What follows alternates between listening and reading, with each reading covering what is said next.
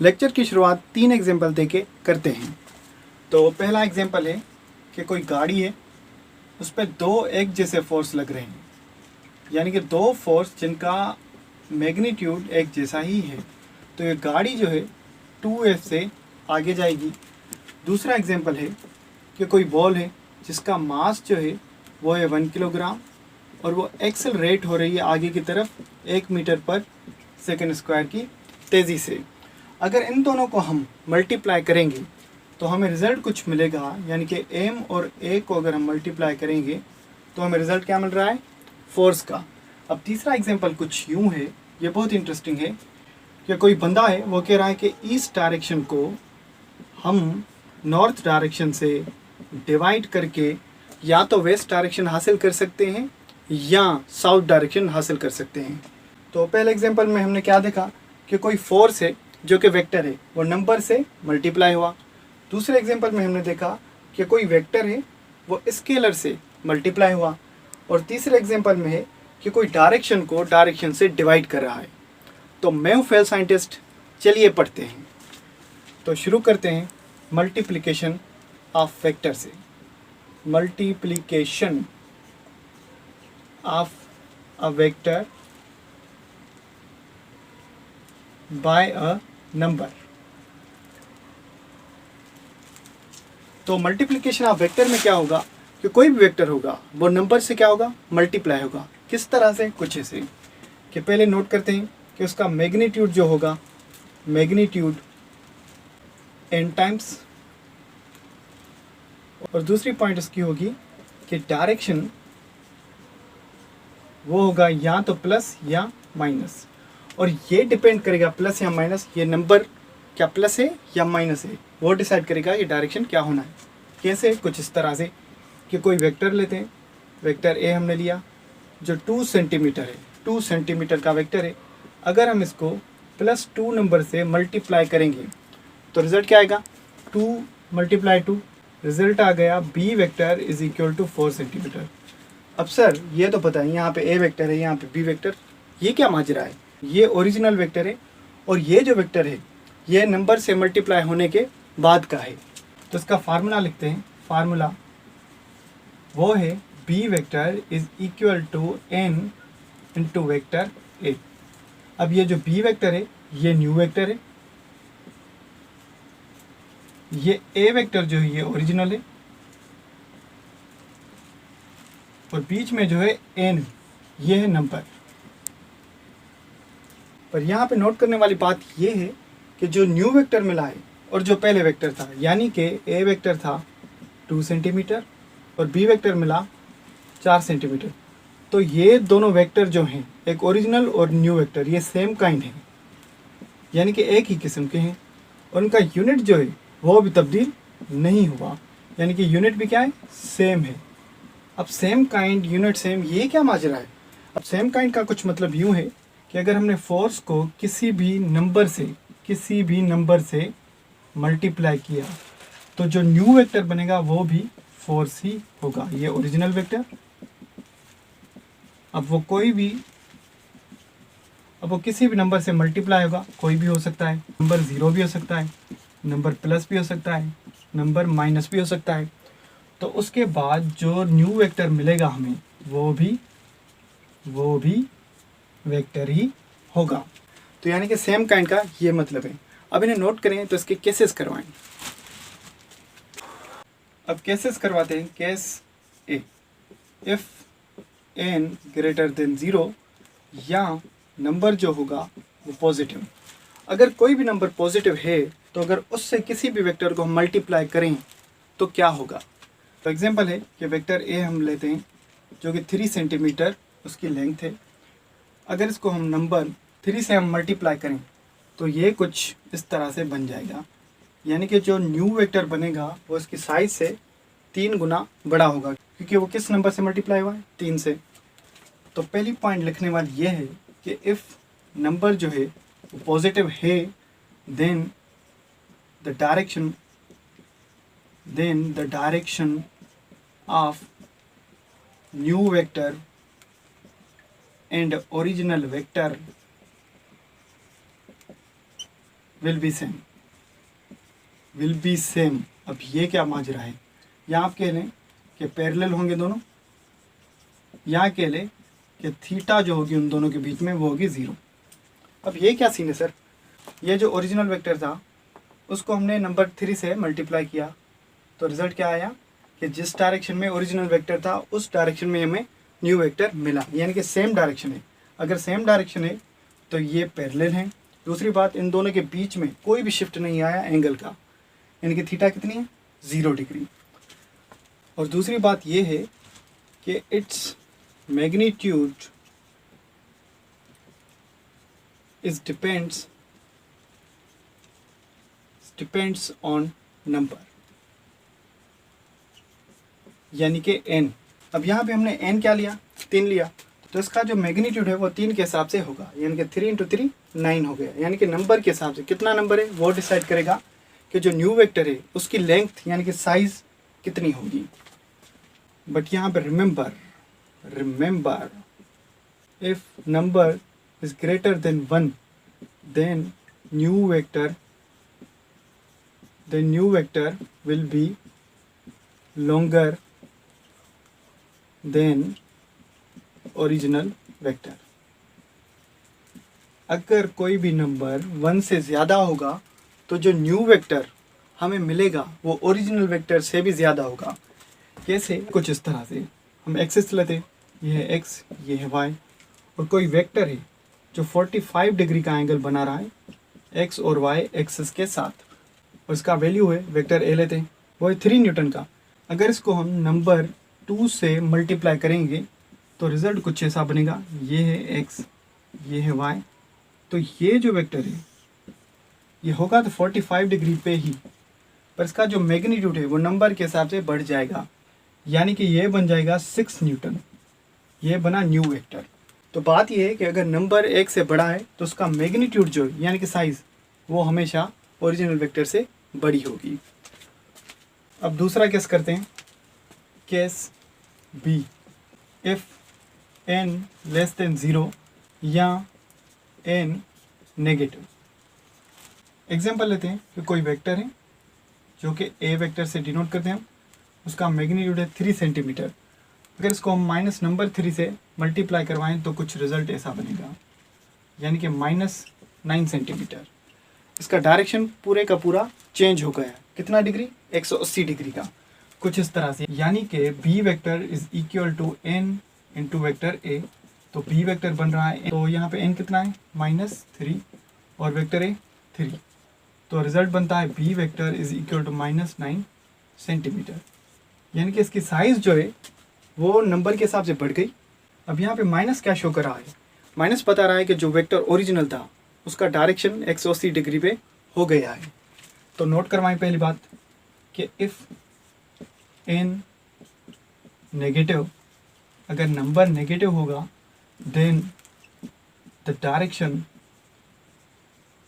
Direction of new vector will be reversed. Reversed या आप कह लें 180 डिग्री या anti parallel with the original vector. अब कैसे नहीं, कैसे, कुछ ऐसे। तो यहाँ पे हमने क्या लिया, वेक्टर है जो कि 3 सेंटीमीटर है इस डायरेक्शन में, और हमें न्यू वेक्टर क्या मिला -9 सेंटीमीटर। अब इन दोनों का डायरेक्शन देखिए, ये ओरिजिनल वेक्टर है और ये जो वेक्टर है ये न्यू वेक्टर है, पूरा 180 डिग्री पे घूम के आया, और ये दोनों वेक्टर एक दूसरे के एंटी पैरेलल हैं। तो अब इन्हें नोट करें तो आगे बढ़ें। अब एक्सेस पे करवाते हैं कि मल्टीप्लिकेशन ऑफ वेक्टर, यानी कि ये x है ये y है। कोई वेक्टर है जो कि 45 डिग्री पे एक्सेस है और जिसका वैल्यू है, यानी कि वेक्टर ए लेते हैं जो कि 4 सेंटीमीटर है। अगर इसको नंबर हम -2 से मल्टीप्लाई करवाएं तो इसका मैग्नीट्यूड जो है वो तो बढ़ जाएगा, पर माइनस की वजह से इसका डायरेक्शन भी चेंज हो जाएगा, यानी कि इसका डायरेक्शन जो है कुछ ऐसा हो जाएगा, यानी कि पूरा 180 पे घूमेगा ये, यानी कि 180 डिग्री पे शिफ्ट होगा। ये ओरिजिनल है पूरा 180 डिग्री पे, तो ये जो न्यू वेक्टर है ये बनेगा -8 सेंटीमीटर। अब केस सी करवाएं। Case C, if number is equal to 0, अगर कोई भी वेक्टर नंबर 0 से मल्टीप्लाई होगा तो जो न्यू वेक्टर मिलेगा ना वो नल वेक्टर मिलेगा, क्योंकि मैग्नीट्यूड तो है ही नहीं। कुछ इस तरह से, यानी कि कोई वेक्टर है ए जिसका मैग्नीट्यूड लेते हैं 10 सेंटीमीटर और उसको नंबर 0 से मल्टीप्लाई किया जा रहा है, तो इसका रिजल्ट जो आएगा वो वेक्टर खत्म हो जाएगा कुछ इस तरह से, यानी कि B vector is equal to N into vector A. N कितना है 0 मल्टीप्लाई 10 सेंटीमीटर, तो न्यू वेक्टर हमें मिला 0 सेंटीमीटर का, यानी कि नल वेक्टर। अब कोई भी वेक्टर नल वेक्टर बन सकता है, पर कब? जब उसको नंबर 0 से मल्टीप्लाई किया जाए। तो हम ऐसा लिख सकते हैं कि if number is equal to 0 then new vector will be null vector. अगर कोई भी नंबर है जो 0 है, उसे किसी भी वेक्टर से, कोई भी वेक्टर हो, उसे मल्टीप्लाई किया जाएगा तो रिजल्ट ऑलवेज 0 ही आएगा। यानी कि कुछ इस तरह से कि कोई बॉल है, इस पे फोर्स जो है वो 20 न्यूटन का लगा, जिस वजह से वो आगे की तरफ जा रहा है। अगर इस फोर्स को हम नंबर 0 से मल्टीप्लाई करवाएंगे तो जो न्यू वेक्टर मिलेगा ना वो हमें 0 मिलेगा। कोई भी वेक्टर हो उसको नल वेक्टर किया जा सकता है अगर नंबर क्या हो 0 हो तो। क्वेश्चन करवाएं। अब क्वेश्चन करवाते हैं कि construct a minus 2b plus 2c vector. अब गिवन वेक्टर है, given vector a vector, b vector और c वेक्टर। अब सवाल कुछ ऐसा है कि हमें कंस्ट्रक्ट करना है, यानी कि बनाना है कि vector a minus 2b plus 2c vector, ये कंडीशन हमें बनानी है। जबकि गिवन वेक्टर्स दिए गए हैं, जबकि वेक्टर्स दिए गए हैं a वेक्टर ऊपर की तरफ है, b वेक्टर नीचे की तरफ और c वेक्टर कुछ इस तरह से, तो ये कंडीशन बनानी है। तो इसको सोल्व करें, सॉल्यूशन करते हैं। सॉल्यूशन में क्या है कि पहले वेक्टर a है, a वेक्टर में कोई भी चेंजिंग नहीं है, तो हम यहाँ पे लिखेंगे vector a will remain same, यानी कि वेक्टर a को किसी भी नंबर से मल्टीप्लाई नहीं किया जाएगा। तो b वेक्टर को हम मल्टीप्लाई करेंगे, multiply with number is equal to -2। अब b वेक्टर को, यानी कि ये जो वेक्टर है इसको -2 से मल्टीप्लाई किया जाएगा, तो इसका डायरेक्शन कहाँ है? नीचे, तो इसका डायरेक्शन 180 डिग्री पे घूमेगा और मैग्नीट्यूड जो है 2 टाइम्स इंक्रीज होगा, यानी कि कुछ इस तरह से। ये हो गया -2b वेक्टर, पहले नीचे था फिर ऊपर आ गया, इसका मैग्नीट्यूड भी 2 टाइम्स इंक्रीज हुआ इस वेक्टर से। अभी सी वेक्टर की बारी है, यानी कि सी वेक्टर जो है यहाँ पे क्या है +2, यानी कि नंबर से इसको मल्टीप्लाई किया जाएगा वो होगा +2। तो यहाँ पे सी वेक्टर को हम +2 से मल्टीप्लाई करते हैं, फिर हमें ये मिलेगा। तो इसका डायरेक्शन कुछ ऐसा है, तो डायरेक्शन में कोई चेंज नहीं आएगा, यानी कि इसका मैग्नीट्यूड बढ़ जाएगा, यानी कि ये हो गया 2c वेक्टर। अब ये तो हमने बना लिए, अभी क्या करना है, इनका रिजल्टेंट निकालना है। अभी निकालते हैं resultant of vector a minus 2b vector and 2c vector, तीनों का रिजल्टेंट। तो वेक्टर a कहाँ है? ये, इसका डायरेक्शन कुछ ऐसा है कि ये हो गया वेक्टर a। अब इसके हेड से b वेक्टर का टेल होगा, कौन सा b वेक्टर? -2b, यानी कि इसका टेल कहाँ है? ऊपर की तरफ, कुछ यूं। तो ये हो गया -2b वेक्टर। अब c वेक्टर है कुछ इस तरह से, यानी कि c वेक्टर है कुछ ऐसे, ये हो गया 2c वेक्टर। तो ये बन रहा है इनका रिजल्टेंट। तो रिजल्टेंट बन रहा है a वेक्टर जो है वो किससे ऐड हुआ? -2b वेक्टर से। तो फिर -2b वेक्टर किससे ऐड हुआ? +2c वेक्टर से। अब resultant is equal to vector a plus minus -2b vector plus 2c vector. तो ये हमने बना लिया, यानी कि कुछ इस तरह से। अब इन्हें नोट करें तो आगे बढ़ें।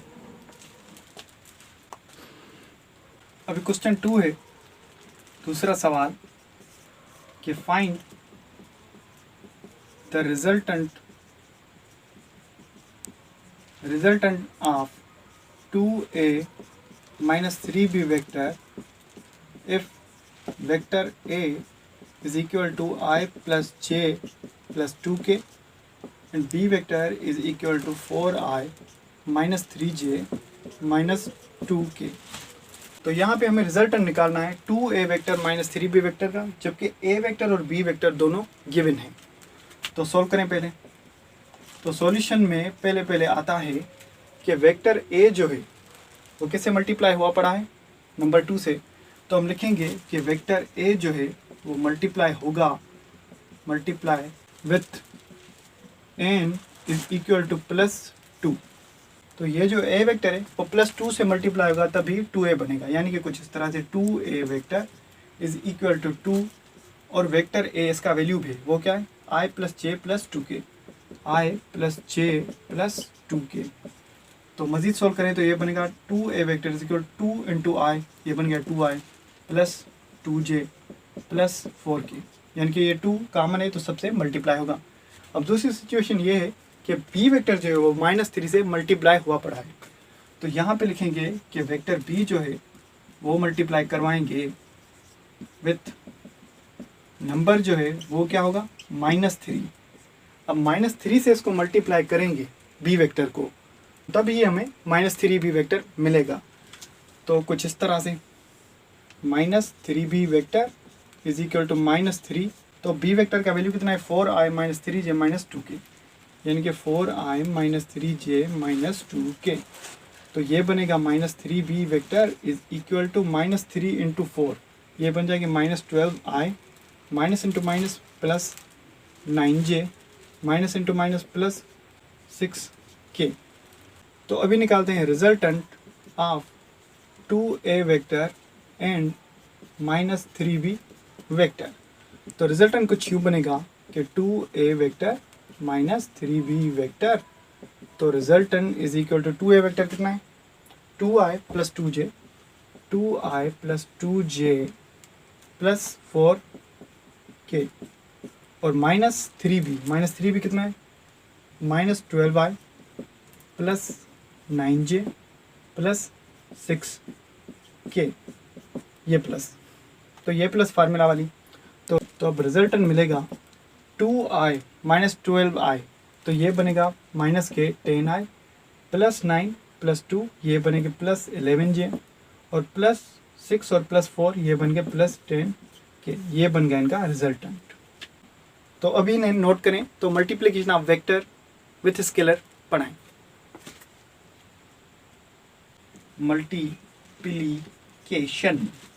Multiplication of a vector by scalar quantity having unit and dimension। तो पहले वाले केस में हमने क्या किया कि नंबर जो था, नंबर को कोई डायमेंशन नहीं होती, ना ही यूनिट होते हैं, तो उनसे भी वेक्टर मल्टीप्लाई हुआ और हमने रिजल्ट देखा जो सेम काइंड का ही एंडिंग में भी रिजल्ट मिल रहा था। पर यहाँ पे सिचुएशन कुछ अलग है। यहाँ पे वेक्टर जो है वो स्केलर क्वांटिटी से मल्टीप्लाई होने जा रहा है, और स्केलर क्वांटिटी भी वो जिसको यूनिट भी होगा और डायमेंशन भी होगा। तो कुछ इस तरह से, और पहले हमें फार्मूला पे ध्यान देना पड़ेगा कि वो होगा b vector is equal to n into vector a। ये b वेक्टर जो है न्यू वेक्टर है, बिल्कुल नया। ये जो n वेक्टर है ये स्केलर क्वांटिटी जिसका यूनिट भी होगा, और ये है वेक्टर। अब यहाँ पे वेक्टर स्केलर क्वांटिटी से जो न्यू वेक्टर मिलेगा वो बिल्कुल मुख्तलिफ होगा जिनसे वो बना है। कुछ इस तरह से, जैसा कि बॉल है जिसका मास है हम लेते हैं 2 किलोग्राम, और वो एक्सेलरेशन यानी कि वेक्टर 1 मीटर/सेकंड² से आगे जा रहा है। तो अगर इन दोनों को मल्टीप्लाई करवाएं तो रिजल्ट क्या निकलेगा, जैसा कि m × a, अगर ये दोनों मल्टीप्लाई हुए तो रिजल्ट हमें क्या मिलेगा, फोर्स। और फोर्स बिल्कुल मुख्तलिफ होगा मास और एक्सेलरेशन से, यानी कि फोर्स जो मिला जिनसे बना वो बिल्कुल मुख्तलिफ हैं। तो यहाँ पे न्यू वेक्टर जो है ना उसकी डायमेंशन भी चेंज होगी और उसका यूनिट भी चेंज होगा, यानी कि ये होगा new physical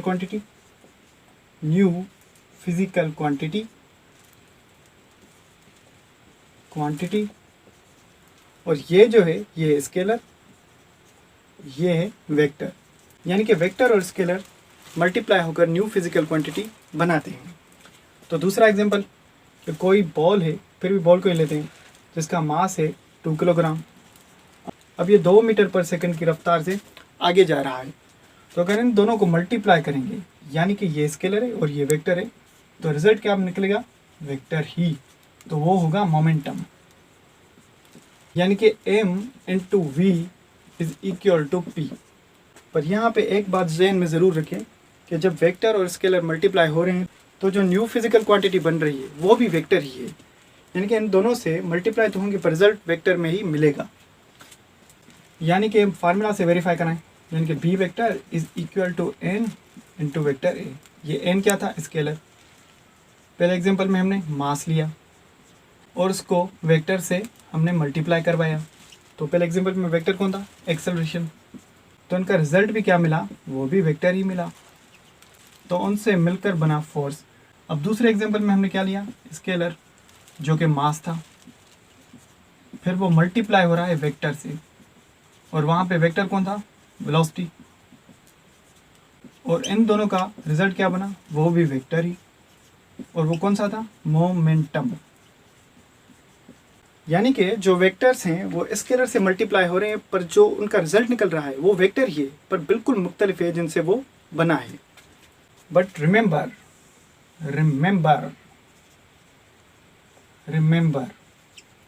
n can never be zero or negative. कैसे?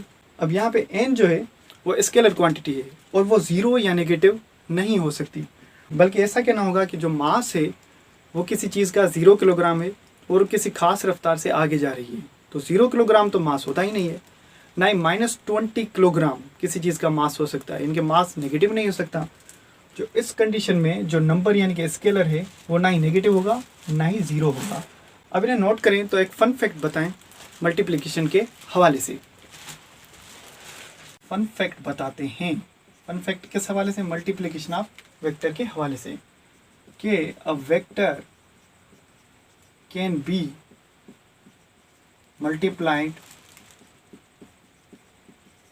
with scalar, but scalar cannot be multiplied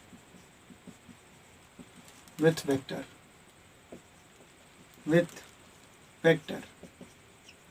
अब ये क्या बात है सर जी? अब ये क्या बात हुई कि वेक्टर जो है वो तो मल्टीप्लाई होगा स्केलर से, पर स्केलर वेक्टर से मल्टीप्लाई नहीं हो सकता। अब क्यों सर जी? क्योंकि वाई सर वाई? क्योंकि अब देखें कि कोई बॉल है जिसका मास हम लेते हैं कि 1 किलोग्राम है। हमने यहाँ पे लिखा है कि जो स्केलर है वो वेक्टर से मल्टीप्लाई नहीं हो सकता, पर वेक्टर स्केलर से मल्टीप्लाई हो सकता है। तो अब यहाँ पे मास तो मिला है, अब तो हो सकता है ये जो बॉल है वो रुका हुआ हो, तो इसका वेक्टर जो है वो डिफाइन नहीं है। अगर वेक्टर डिफाइन नहीं होगा तो स्केलर करेगा क्या अकेला? तो इस वजह से, क्योंकि वेक्टर डिफाइन नहीं है, अगर वेक्टर डिफाइन नहीं होगा तो मास किससे मल्टीप्लाई होगा? हमने पिछले केसेस लिए थे ना, जिसमें वेलोसिटी थी वो जा रहा था आगे, एक्सेलरेशन थी जिसमें गाड़ी आगे जा रही थी। ये दोनों जो केसेस थे ये वेक्टर थे। अब ये दोनों वेक्टर मल्टीप्लाई हो रहे थे स्केलर से। हाँ, ये ठीक था, पर यहाँ पे स्केलर वेक्टर से कैसे मल्टीप्लाई हो सकता है जबकि वेक्टर है ही नहीं? यहाँ पे डिफाइन थे, यहाँ पे डिफाइन नहीं होता। इस वजह से जो वेक्टर्स हैं वो स्केलर से मल्टीप्लाई होते हैं, पर स्केलर वेक्टर से मल्टीप्लाई नहीं हो सकता। तो अभी टॉपिक पढ़ाते हैं, division of a vector by a number. अब नंबर कौन सा? Non zero. अब ये भी बहुत ही आसान है, क्योंकि जो डिवीजन है ना वो रेसिप्रोकल प्रोसेस है मल्टीप्लिकेशन ऑफ वेक्टर का। यानी कि अगर हम वेक्टर ए लें जिसका मैग्नीट्यूड है 4 सेंटीमीटर और नंबर लेते हैं +2 से, इसको डिवाइड किया जाए तो जो न्यू वेक्टर मिलेगा ना वो मिलेगा हमें 2 सेंटीमीटर का, यानी कि बी वेक्टर 2 सेंटीमीटर मिला। तो इसका फार्मूला जो होगा वो होगा b vector is equal to m into vector a. यहाँ पे एम जो है, देयरफॉर यहाँ पे जो एम है ये है 1/n, यानी कि कोई भी नंबर है हमने यहाँ पे कौन सा लिया 2, तो वो 2 इस जगह पे आएगा। यानी कि कैसे, कुछ इस तरह से कि B vector is equal to m किसके बराबर है 1/n इंटू वेक्टर ए। तो इस तरह से भी इसका फार्मूला लिखा जा सकता है। तो अब इसे सोल्व करें तो ये बनेगा बी वेक्टर यानी कि new vector is equal to 1/n, n कितना है 2 और वेक्टर ए कितना है 4, तो 2 4 कैंसिल, तो रिजल्ट आ गया b is equal to 2 centimetre. पर ये जहन में रखें जो डिवीजन ऑफ वेक्टर है ना वो रियलिटी में है ही नहीं, ये खुद मल्टीप्लिकेशन ऑफ वेक्टर का इनवर्स प्रोसेस है। रियल में कोई डिवीजन नहीं होती, सिर्फ और सिर्फ इनवर्स ऑफ मल्टीप्लिकेशन होता है, जिस तरह से ये हुआ। तो यहाँ पे नोट करवाएं। अब नोट करवाते हैं पहली चीज़ कि if number is positive then the direction of new vector will be same as original vector। तो अगर नंबर पॉजिटिव है और वो किसी चीज़ से डिवाइड हो रहा है किसी वेक्टर से, तो उसका जो डायरेक्शन होगा ना वो सेम ही होगा ओरिजिनल वेक्टर के हिसाब से। ये ओरिजिनल वेक्टर है, इसको हमने नंबर 2 से डिवाइड किया तो इसका डायरेक्शन सेम ही है। तो जिस डायरेक्शन में ओरिजिनल वेक्टर था तो डिवाइड होने के बाद उसका डायरेक्शन भी उसी डायरेक्शन में है। तो इनके बीच में कोई एंगल नहीं, यानी कि हम लिख सकते हैं कि पैरेलल, ये पैरेलल होंगे और बीच में एंगल कितना बनेगा theta is equal to 0 degree, यानी कि कोई एंगल का शिफ्ट है ही नहीं।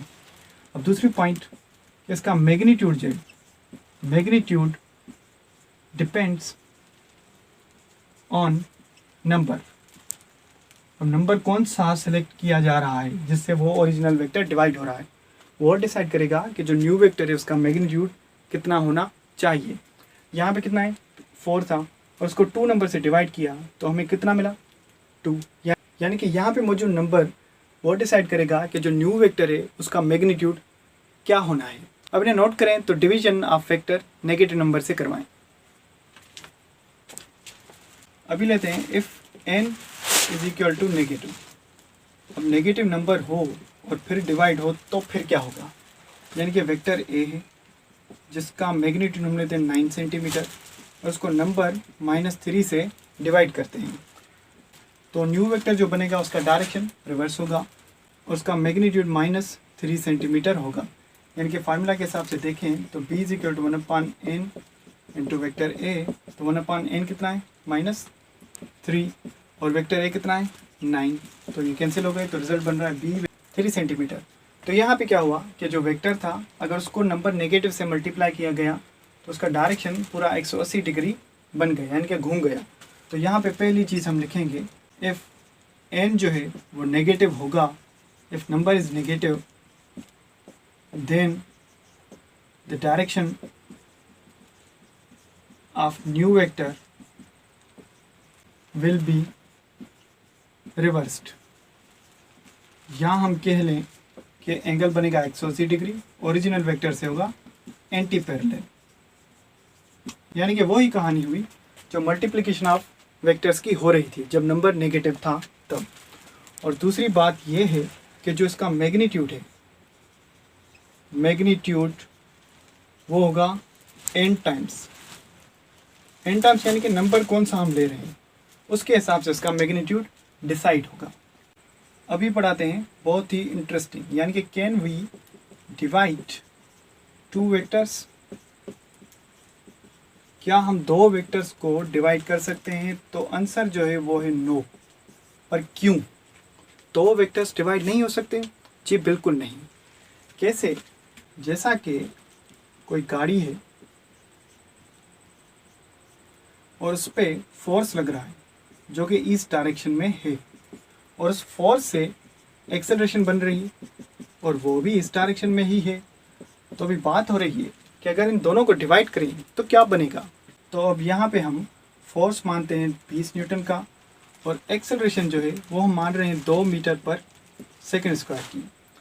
तो डिवीजन में कुछ ऐसा होगा कि फोर्स डिवाइडेड बाय एक्सेलरेशन, दोनों वेक्टर्स हैं, तो रिजल्ट क्या बन रहा है, फोर्स कितना है 20 newton divided by acceleration 2 metre पर सेकेंड स्क्वायर। ऊपर डायरेक्शन कौन सा है, ईस्ट, और एक्सेलरेशन भी किस डायरेक्शन में, ईस्ट में ही है। तो क्या ये तो कैंसिल हो गए, पर क्या ये भी कैंसिल हो गए ईस्ट और ईस्ट? जी बिल्कुल नहीं। तो यही पे मसला है, क्योंकि डायरेक्शन जो है ना वो डिवाइड या मल्टीप्लाई नहीं होता। यानी कि ऐसा नहीं हो सकता कि east divided by east result कुछ भी नहीं, तो ये तो गलत हो गया ना। हालांकि गाड़ी जो है ईस्ट डायरेक्शन में जा रही है, पर ये दोनों डिवाइड होंगे तो पता कैसे चलेगा कि गाड़ी जा कहाँ रही है? तो पहला तो मिसाल ये हो गया। अब दूसरा मिसाल लेते हैं कि कोई डब्बा है, इस डब्बे पे एक फोर्स लग रहा है जो 100 न्यूटन का है, और वो किस डायरेक्शन में? ईस्ट में। फिर इस पे दूसरा फोर्स लग रहा है जिसका मैग्नीट्यूड भी 100 न्यूटन है, और ये लग रहा है नॉर्थ डायरेक्शन में। तो अब इन दोनों फोर्सेस का यानी कि वेक्टर्स का रेशियो निकालें, यानी कि F/F। तो ये बनेगा 100 न्यूटन किस डायरेक्शन में? ईस्ट में था, और डिवाइड में जो है 100 न्यूटन, ये किस डायरेक्शन में था? नॉर्थ में। तो अब यहाँ पे 100 न्यूटन कैंसिल हो गया, तो इन दोनों का रेशियो जो मिल रहा है फोर्सेस का वो मिल रहा है ईस्ट ओवर नॉर्थ। अब यहाँ पे देखिए, यहाँ पे तो मैग्नीट्यूड और यूनिट दोनों गायब हो गए, सिर्फ डायरेक्शन बचा है। डायरेक्शन का क्या करेंगे जबकि फिजिकल क्वांटिटी है ही नहीं, यूनिट भी नहीं है, मैग्नीट्यूड भी नहीं है, डायरेक्शन का क्या करेंगे? अब आखिरी सिचुएशन ज़रा गौर से सुनिएगा। कोई कह रहा है कि ईस्ट डायरेक्शन को वेस्ट डायरेक्शन से डिवाइड करके या तो हमें नॉर्थ डायरेक्शन मिलेगा या साउथ डायरेक्शन मिलेगा। अब ये क्या है, डायरेक्शन डिवाइड होते हैं क्या? जी बिल्कुल नहीं। इसी वजह से जो स्केलर है उसको वेक्टर से या वेक्टर को वेक्टर से डिवाइड करना, यानी कि ये कैन नॉट बी डिवाइडेड। यहाँ हम ऐसा लिख लें कि इट इज़ इम्पॉसिबल, यानी कि स्केलर को वेक्टर से नहीं डिवाइड किया जा सकता, ना ही वेक्टर को वेक्टर से डिवाइड किया जा सकता है। ये इम्पॉसिबल है। क्यों इम्पॉसिबल है? तो यहाँ पे कोई भी स्केलर जो है वो वेक्टर से डिवाइड नहीं होगा, ना ही वेक्टर को हम वेक्टर से डिवाइड कर सकते हैं। ये इम्पॉसिबल है। क्यों? क्योंकि बीच में आ रहा है डायरेक्शन। अब डायरेक्शन इनको कन्फ्यूज़ करेगा। यहाँ पे लेक्चर ख़त्म होता है। अपना ख्याल रखें, पढ़ते रहें, मिलते हैं नेक्स्ट लेक्चर में।